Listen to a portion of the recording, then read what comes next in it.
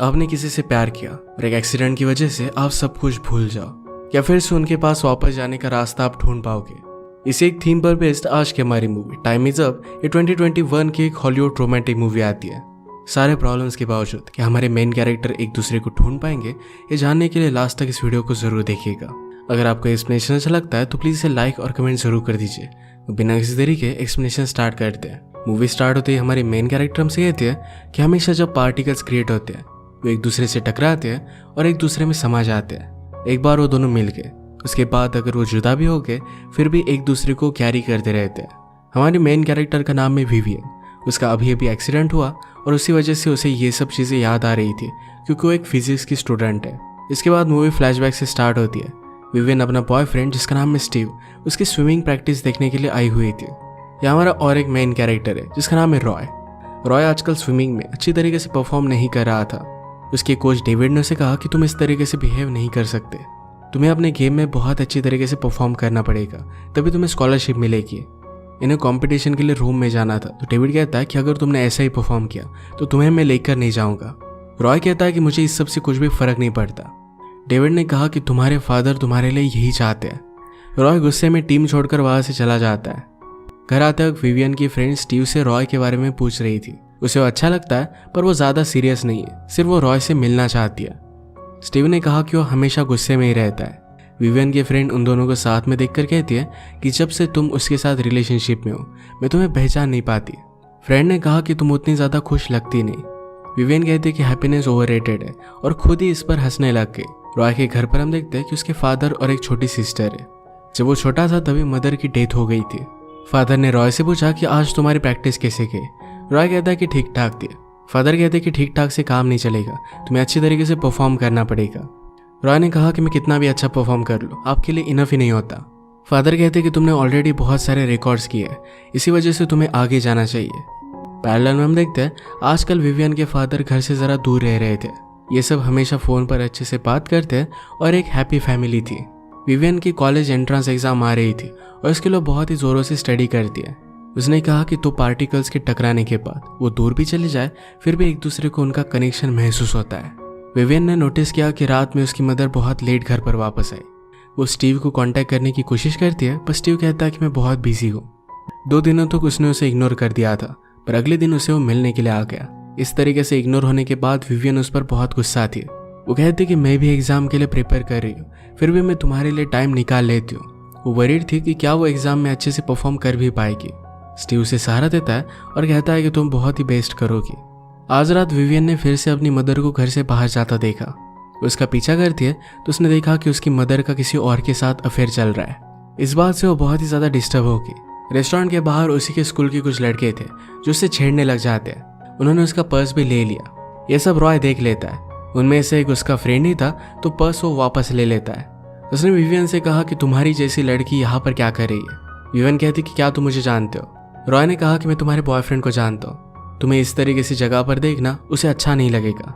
Vivian कहती कि please उसे मत बताना। नेक्स्ट डे वो टेस्ट के लिए गई। अपनी मदर के बारे में वो सोच रही थी तो कॉन्सेंट्रेट नहीं कर पाती और वहाँ से चली जाती है। फ्रेंड के पास आकर उसने ड्रिंक किया और आज रात वो एक पार्टी के लिए जाते हैं। रात में रॉय अपनी सिस्टर को स्टोरी सुना रहा था। सिस्टर ने पूछा क्या तुम मदर को मिस करते हो। रॉय ने कहा कि तुम्हारी तरह मैं भी उसे मिस करता हूँ। स्कूल खत्म होने के बाद रॉय पूरी कंट्री घूमने के लिए जाने वाला था तो सिस्टर ने कहा कि क्या तुम मुझे भी लेकर जाओगे। रॉय ने कहा कि हर एक को अपने खुद के एक्सपीरियंस लेने चाहिए, पर वो उसके लिए जिस भी जगह पर जाएगा वहाँ से गिफ्ट लाने वाला है। वो एक बहुत ही अच्छा ब्रदर था। रॉय स्विमिंग की प्रैक्टिस करने के लिए हर रात स्कूल में घुस आता है। उसने आज नोटिस किया कि स्टीव और डेविड इन दोनों में अफेयर चल रहा है। डेविड के जाने के बाद स्टीव ने रॉय को देखा। उससे पूछता है कि तुमने क्या देखा। रॉय ने कहा कि मैं बहुत टाइम से यहाँ पर हूँ। स्टीव कहता है कि तुम यहाँ पर कर क्या रहे हो। रॉय ने कहा कि हर रात मैं यहाँ प्रैक्टिस के लिए आता हूँ। स्टीव ने कहा कि इस तरीके से रात में आना इलीगल है। मैंने अगर डेविड को बता दिया तो हमेशा के लिए तुम्हारी स्कॉलरशिप चली जाएगी। हम दोनों के बारे में कभी भी किसी को भी मत बताना। वो उसे इंसल्ट कर निकाल देता है। रॉय फिर पार्टी में पहुंच गया। पार्टी में विवियन के साथ वो डांस करने लगता है। अचानक से उसकी फ्रेंड की किसी से फाइट हो गई। रॉय ने अपने फ्रेंड को बचा लिया। यहाँ पुलिस आ जाते हैं उससे पहले वो निकल जाता है। विवियन भी उसके पीछे पीछे गई। विवियन ने कहा कि तुम ऐसे फ्रेंड के साथ क्यों रहते हो। रॉय ने कहा कि हम बचपन के फ्रेंड्स हैं, इस तरीके से वो फ्रेंडशिप नहीं तोड़ सकता। रॉय ने पूछा कि तुम यहाँ पर कर क्या रही हो। विवेन ने कहा कि वो एक सीक्रेट है, अगर तुम अपना सीक्रेट मुझे बताओगे तो मैं भी अपना सीक्रेट तुम्हें बता दूंगी। वो कहती कि मेरी एक टेस्ट थी पर मैं आज गई नहीं। रॉय कहता है कि हर रात में प्रैक्टिस के लिए स्विमिंग पूल में जाता हूँ। विवेन ने नोटिस किया कि रॉय के मुंह से खून आ रहा था। वो उसके लिए आइस लेने के लिए गई, पर जब वो वापस आए तो रॉय वहां पर नहीं था। रात में वो ड्रीम करती है कि उसके साथ इंटीमेट हो रही है। अगले दिन रॉय अपने कोच से मिलने के लिए आया। उनसे कहता है कि मैं डर गया था, मुझे लगा था कि मैं फेल हो जाऊंगा, इसी वजह से मैंने प्रैक्टिस छोड़ दी। कोच ने कहा कि मेरा टाइम मेजर करो। उसे एक क्लिप लगा कर दिखाते हैं और एक बहुत ही अच्छा रिकॉर्ड टाइम था। उन्होंने कहा कि मैं डरता नहीं, इसी वजह से मेरे अच्छे रिजल्ट आते हैं। अगर तुमने अपना डर छोड़ दिया तो तुम भी अच्छे से परफॉर्म कर सकोगी। रॉय ने कहा कि अब मुझे फिर से टीम में आना है। कोच ने कहा कि स्टीव से अच्छा तुम रिकॉर्ड बनाओ, उसके बाद तुम टीम में आ सकते हो। इनकी प्रैक्टिस देखने के लिए विवियन और उसकी फ्रेंड पे आई हुई थी। रॉय सब कुछ डर छोड़कर स्विमिंग करता है और वो फर्स्ट आ गया। अब वो फिर से टीम में था। कल रात रॉय की वजह से विवियन ने पार्टी छोड़ दी थी और वहां पर स्टीव से मिलने वाला था, तो उस पर वो गुस्सा हो जाता है। विवियन ने कहा कि पहले तो तुम मुझे इग्नोर कर रहे हो, इसके बाद मुझ पर ही गुस्सा हो रहे हो। स्टीव कहता है कि आजकल तुम्हारा अटेंशन कहीं और ही है। विवियन ने कहा कि कल मेरा एग्जाम था, तुमने इसके बारे में भी मुझे नहीं पूछा। तुम्हें हमारी रिलेशनशिप के लिए फाइट करना पड़ेगा, वरना ये सब वर्थ इट नहीं है। अपना प्रैक्टिस का नाम लेकर स्टीव वहां से चला गया। विवियन घर आई तो उसके फादर भी आए हुए थे। वो उसे टेस्ट के बारे में पूछते हैं। उन्होंने कहा कि अगर तुम्हारी टेस्ट अच्छी भी नहीं की पर फिर भी कोई भी प्रेशर नहीं है। मदर ने कहा कि ऐसा थोड़ी है, विवियन को अपनी टेस्ट सीरियसली लेनी चाहिए। विवियन अपनी मदर पर गुस्सा हो गई और कहती कि तुम्हारे अफेयर की वजह से मैं मेरे टेस्ट पर कॉन्सेंट्रेट नहीं कर पाई। फादर इस पर ज्यादा रिएक्ट नहीं करते। विवियन ने कहा क्या आपको ये सब पता था? फादर ने कहा कि हम दोनों ने 1 साल से ब्रेक लिया है, तुम नेक्स्ट ईयर कॉलेज चली जाती और उसके बाद हम डिवोर्स लेने वाले थे। इस बात से विवियन को बहुत ज्यादा बुरा लगा। उसे स्टीव की जरूरत थी पर वो अपनी कंपटीशन के लिए रोम चला गया। विवियन भी उसे सरप्राइज करने का डिसाइड कर दिया और वो भी उसके पीछे पीछे रोम आ गई। स्टीव के होटल में आने के बाद वो मैनेजर से कहती है कि मैंने अपनी कीज लॉस्ट कर दी है। विवियन के साथ उसका सामान था, तो मैनेजर समझ गया कि झूठ कह रही है। विवियन फिर उसे सच सच बता देती है कि मैं मेरे बॉयफ्रेंड को सरप्राइज देना चाहती हूँ। मैनेजर ने कहा कि मैं तुम्हें रूम तक छोड़ दूंगा, अगर तुम्हारा बॉयफ्रेंड तुम्हें पहचान लेता है तो तुम यहाँ पर रुक सकती हो। लिफ्ट से बाहर निकलने के बाद उसे रॉय दिखा तो प्रिटेंड करती है कि रॉय ही उसका बॉयफ्रेंड है। मैनेजर के जाने के बाद रॉय ने पूछा कि तुम यहाँ पर कर क्या रही हो? विवियन ने कहा कि मैं स्टीव को सरप्राइज देना चाहती हूँ। रॉय ने उसे स्टीव का रूम बता दिया। थोड़े टाइम तक उसने स्टीव का वेट किया और रॉय उसके रूम के बाहर ही खड़ा था। उसने पूछा कि स्टीव कहाँ है? रॉय ने कहा कि वो मॉर्निंग से प्रैक्टिस में गया है, शायद उसे आने में लेट होगा। तुम मेरे साथ सिटी देखने के लिए आ सकती हो। रॉय पहले इस सिटी में रह चुका है तो कहता है कि मुझे बहुत अच्छे अच्छे प्लेसेस पता है। विवियन कहती है कि अगर तुम फिर से गायब होगे तो क्या होगा? रॉय कहता है कि मैं ऐसा नहीं करूंगा। ये दोनों घूमने के लिए निकले और रॉय अलग अलग चीज़ों की फोटोज ले रहा था, पर विवियन को एक भी फोटो नहीं लेता। विवियन कहती कि ऐसा क्यों? रॉय ने कहा कि मुझे इंटरेस्टिंग चीज़ों की फोटो लेना बहुत अच्छा लगता है। विवियन पूछती कि क्या मैं इंटरेस्टिंग नहीं हूँ? रॉय उसका बहुत मजाक लेता है। वो जब एक फोटो निकाल रहा था तो विवियन जबरदस्ती उसके कैमरे के सामने आके एक दूसरे के साथ ये टाइम बहुत ही अच्छे से स्पेंड कर रहे थे। रॉय ने कहा कि अपनी आंखें बंद करो और मेरे साथ ऊपर आओ। विवियन कहती कि मैं तुम पर ट्रस्ट क्यों करूं? रॉय कहता है कि मैं तुम्हें एक स्टोरी सुनाता हूँ। उसने कहा कि एक लड़का एक लड़की से बहुत प्यार करता था। एक दिन अचानक से उस लड़की की डेथ हो गई। उस लड़के ने फिर डार्क पावर से उस लड़की को फिर से जिंदा कर दिया, पर इसके बाद वो फिर से कभी उसे देख नहीं सकता था। वो लड़की हमेशा उसके पीछे चलती रही पर उसे पता ही नहीं था। इसके बाद उसे एक हाईएस्ट प्लेस पर लेकर आया जहाँ पर बहुत ही ब्यूटीफुल सा म्यूजिक चल रहा था। यहाँ से वो पूरी सिटी देख सकते थे। विवियन ने कहा कि तुमने मुझे स्टोरी का एंड बताया नहीं। रॉय ने कहा कि उस लड़की ने उसे आवाज दी। लड़के ने पीछे देखा तो गायब हो गई। प्यार भी इसी तरीके से होता है, वो पूरी जिंदगी हमारे साथ नहीं रह सकता। विवियन कहती कि क्या तुम प्यार पर बिलीव नहीं करते? रॉय ने कहा कि मैं बिलीव करता हूँ पर मैं इसे पाना नहीं चाहता। इसके बाद वो किसी दूसरे होटल के बार में आते हैं। वहाँ की बारटेंडर उनसे पूछती कि तुम्हारा रूम कौन सा है, पर रॉय ने झूठ कह दिया। विवियन ने पूछा कि क्या तुम कल की कंपटीशन के लिए नर्वस हो? रॉय ने कहा कि वैसे भी मैं जीतने नहीं वाला तो इसके लिए वो नर्वस नहीं है। वैसे भी अब उसे उतनी ज्यादा इंटरेस्ट रहा नहीं है। वो जब छोटा था तो उसकी मदर ने उसे स्विमिंग करना सिखाया हुआ था। विवियन कहती कि अब तुम्हारी मदर का है। रॉय ने कहा कि उनकी डेथ हो गई थी। वो जब छोटा था तो मदर स्विमिंग करने के लिए गई, फादर कहीं और गए थे। अचानक से सी में कुछ प्रॉब्लम हुआ, उसकी मदर स्विम कर नहीं पाई।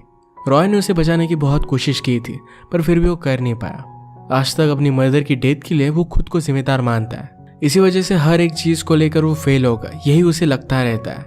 होटल वालों को पता चल गया कि इलीगली यहाँ पर आया तो उनके पीछा वो करते हैं। जल्दी से वो वहां से भाग गए। स्विम करते करते वो करीब आ गए और एक दूसरे को किस कर लिया।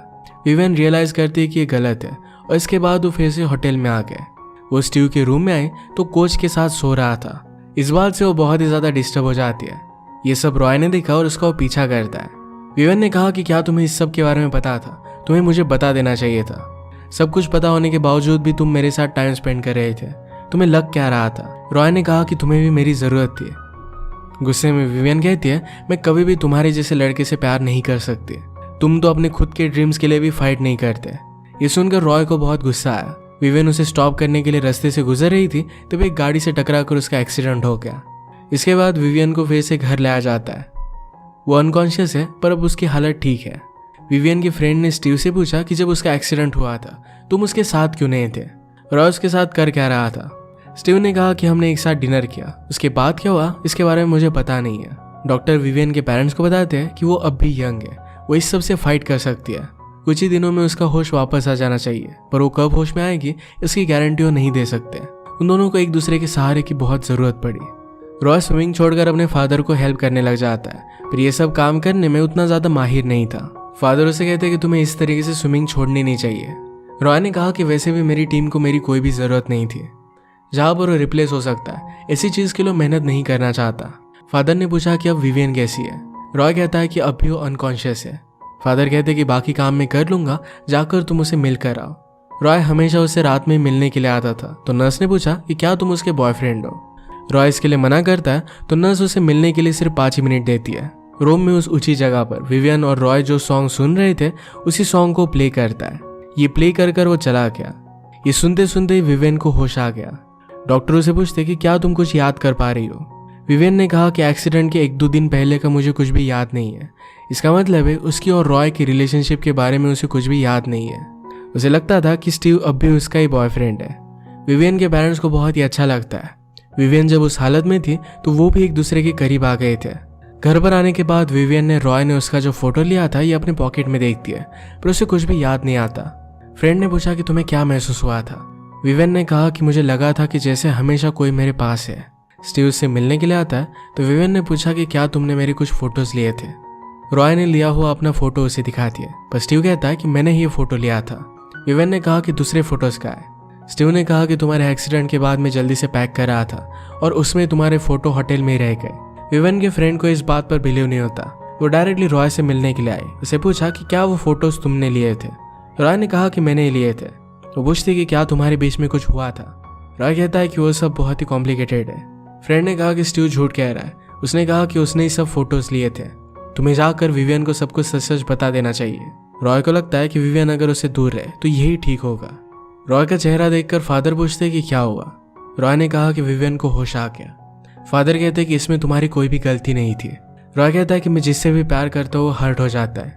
फादर ने कहा कि तुम्हारे मदर को मुझे प्रोटेक्ट करना चाहिए था। तुम वैसे भी कुछ कर नहीं सकते थे।